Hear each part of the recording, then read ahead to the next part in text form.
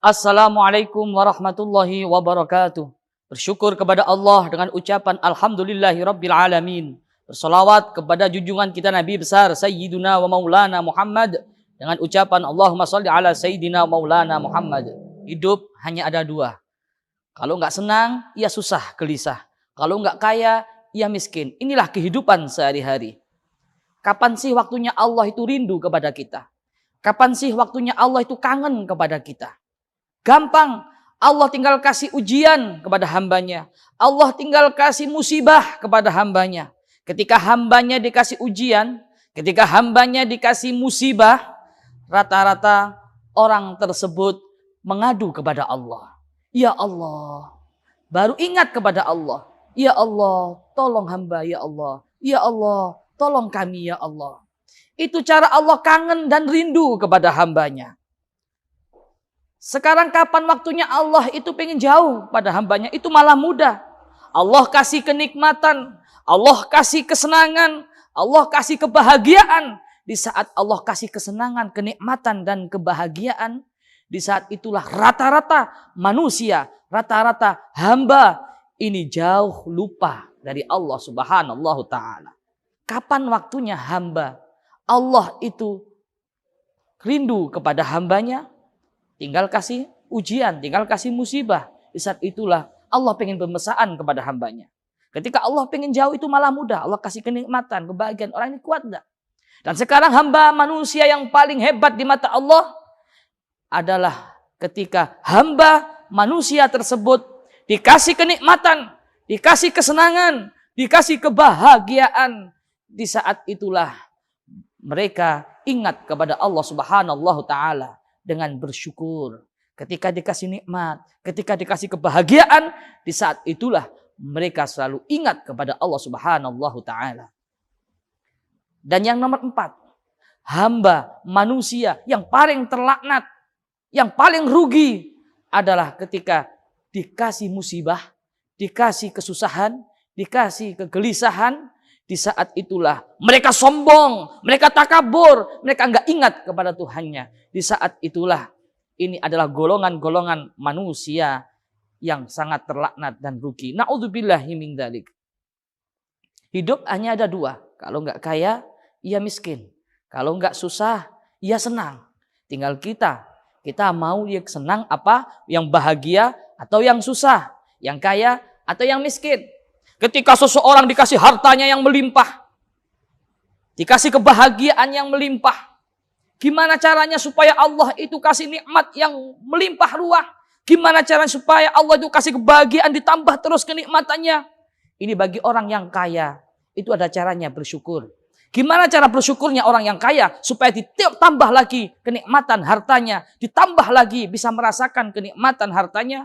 Maka dengan cara bersyukurnya orang yang kaya, yaitu adalah dengan sedekah, dengan dermawan.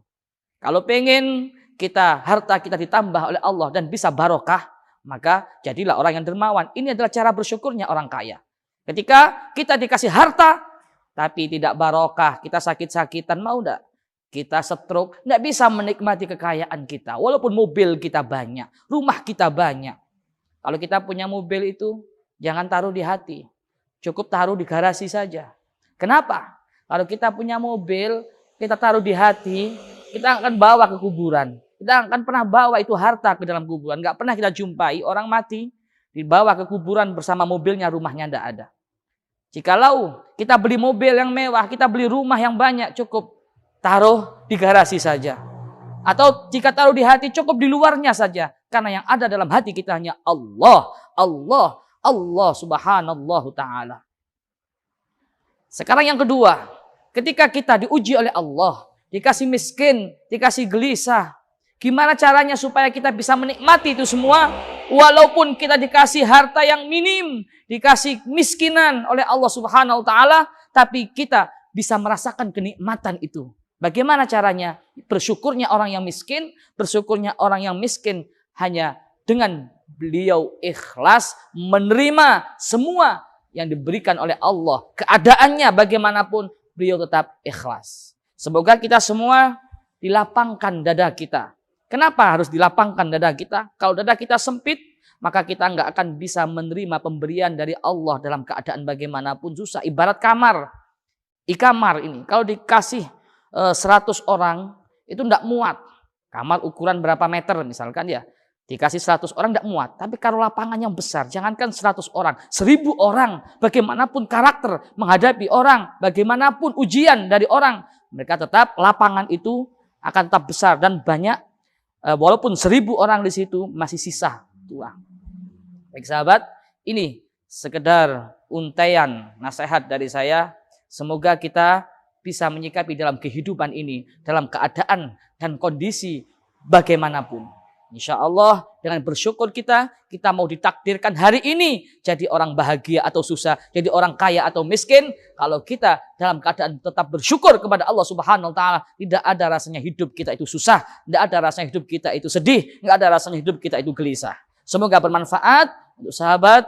Kita berdakwah dengan dakwah kita, dengan cinta, dengan santun, mengingatkan kepada seluruh sahabat-sahabat kita lebih dekat dengan Allah Subhanahu wa taala. Amin. Amin ya rabbal alamin. Cukup sekian.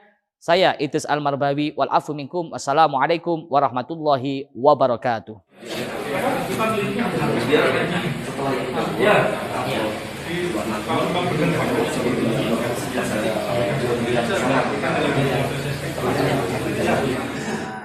Dengan hati yang sangat senang.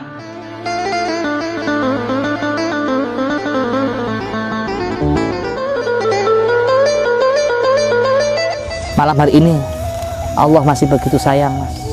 Sama percayakan adanya Allah, adanya Tuhan. Tapi gara-gara Anda terjebak dengan harta, terjebak dengan dunia, dengan tahta, dengan iming-iming yang bersifat duniawi ya, dengan kecantikan, dengan harta, dengan tahta, semua terjebak, dibutakan matanya. Assalamualaikum warahmatullahi wabarakatuh. Bersyukur kepada Allah dengan ucapan Alhamdulillahirabbil alamin. Bersolawat kepada junjungan kita Nabi besar Sayyiduna wa Maulana Muhammad dengan ucapan Allahumma sholli ala Sayyidina Maulana Muhammad. Hidup hanya ada dua. Kalau nggak senang, ya susah, gelisah. Kalau nggak kaya, ya miskin. Inilah kehidupan sehari-hari. Kapan sih waktunya Allah itu rindu kepada kita? Kapan sih waktunya Allah itu kangen kepada kita? Gampang. Allah tinggal kasih ujian kepada hambanya. Allah tinggal kasih musibah kepada hambanya. Ketika hambanya dikasih ujian, ketika hambanya dikasih musibah, rata-rata orang tersebut mengadu kepada Allah. Ya Allah, baru ingat kepada Allah. Ya Allah, tolong hamba ya Allah. Ya Allah, tolong kami ya Allah. Itu cara Allah kangen dan rindu kepada hambanya. Sekarang kapan waktunya Allah itu pengen jauh pada hambanya, itu malah mudah. Allah kasih kenikmatan, Allah kasih kesenangan, Allah kasih kebahagiaan. Di saat Allah kasih kesenangan, kenikmatan dan kebahagiaan, di saat itulah rata-rata manusia, rata-rata hamba ini jauh lupa dari Allah Subhanahu wa taala. Kapan waktunya hamba Allah itu rindu kepada hambanya? Tinggal kasih ujian, tinggal kasih musibah. Di saat itulah Allah pengen bermesraan kepada hambanya. Ketika Allah pengen jauh itu malah mudah. Allah kasih kenikmatan, kebahagiaan. Orang ini kuat enggak? Dan sekarang hamba manusia yang paling hebat di mata Allah adalah ketika hamba manusia tersebut dikasih kenikmatan, dikasih kesenangan, dikasih kebahagiaan. Di saat itulah mereka ingat kepada Allah Subhanahu wa taala. Dengan bersyukur. Ketika dikasih nikmat, ketika dikasih kebahagiaan, di saat itulah mereka selalu ingat kepada Allah Subhanahu wa taala. Dan yang nomor 4, hamba manusia yang paling terlaknat, yang paling rugi adalah ketika dikasih musibah, dikasih kesusahan, dikasih kegelisahan. Di saat itulah mereka sombong, mereka takabur, mereka nggak ingat kepada Tuhannya. Di saat itulah ini adalah golongan-golongan manusia yang sangat terlaknat dan rugi. Na'udzubillahi min dzalik. Hidup hanya ada dua. Kalau nggak kaya, ia miskin. Kalau nggak susah, ia senang. Tinggal kita mau yang senang apa, yang bahagia atau yang susah, yang kaya atau yang miskin. Ketika seseorang dikasih hartanya yang melimpah, dikasih kebahagiaan yang melimpah, gimana caranya supaya Allah itu kasih nikmat yang melimpah ruah? Gimana caranya supaya Allah itu kasih kebahagiaan ditambah terus kenikmatannya? Ini bagi orang yang kaya, itu ada caranya bersyukur. Gimana cara bersyukurnya orang yang kaya supaya ditambah lagi kenikmatan hartanya, ditambah lagi bisa merasakan kenikmatan hartanya?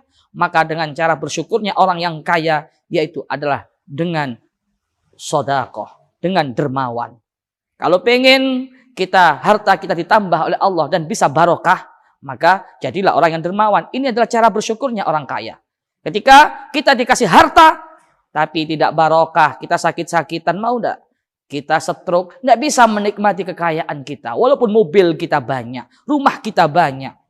Kalau kita punya mobil itu, jangan taruh di hati. Cukup taruh di garasi saja. Kenapa? Kalau kita punya mobil, kita taruh di hati, kita akan bawa ke kuburan. Kita akan pernah bawa itu harta ke dalam kuburan. Nggak pernah kita jumpai orang mati, dibawa ke kuburan bersama mobilnya, rumahnya nggak ada. Jikalau kita beli mobil yang mewah, kita beli rumah yang banyak, cukup taruh di garasi saja.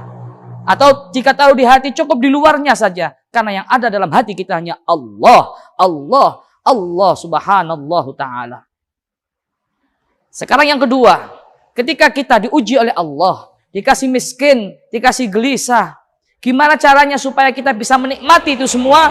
Walaupun kita dikasih harta yang minim, dikasih miskinan oleh Allah subhanahu wa ta'ala, tapi kita bisa merasakan kenikmatan itu. Bagaimana caranya? Bersyukurnya orang yang miskin, bersyukurnya orang yang miskin hanya dengan beliau ikhlas menerima semua yang diberikan oleh Allah. Keadaannya bagaimanapun, beliau tetap ikhlas. Semoga kita semua dilapangkan dada kita. Kenapa harus dilapangkan dada kita? Kalau dada kita sempit, maka kita nggak akan bisa menerima pemberian dari Allah dalam keadaan bagaimanapun susah. Ibarat kamar. Kamar ini, kalau dikasih 100 orang, itu nggak muat. Kamar ukuran berapa meter misalkan ya. Dikasih 100 orang nggak muat. Tapi kalau lapangan yang besar, jangankan 100 orang, 1000 orang, bagaimanapun karakter menghadapi orang, bagaimanapun ujian dari orang, mereka tetap lapangan itu akan tetap besar dan banyak. Walaupun 1000 orang di situ masih sisa tulang. Baik sahabat, ini sekedar untaian nasihat dari saya. Semoga kita bisa menyikapi dalam kehidupan ini, dalam keadaan dan kondisi bagaimanapun. Insya Allah dengan bersyukur kita mau ditakdirkan hari ini jadi orang bahagia atau susah, jadi orang kaya atau miskin. Kalau kita dalam keadaan tetap bersyukur kepada Allah Subhanahu Wa Taala, tidak ada rasanya hidup kita itu susah, tidak ada rasanya hidup kita itu sedih, tidak ada rasanya hidup kita itu gelisah. Semoga bermanfaat untuk sahabat kita berdakwah dengan dakwah kita dengan cinta, dengan santun, mengingatkan kepada seluruh sahabat-sahabat kita lebih dekat dengan Allah Subhanahu wa taala. Amin. Amin ya rabbal alamin. Cukup sekian. Saya Idris Al-Marbawi wal afu minkum. Wassalamualaikum warahmatullahi wabarakatuh.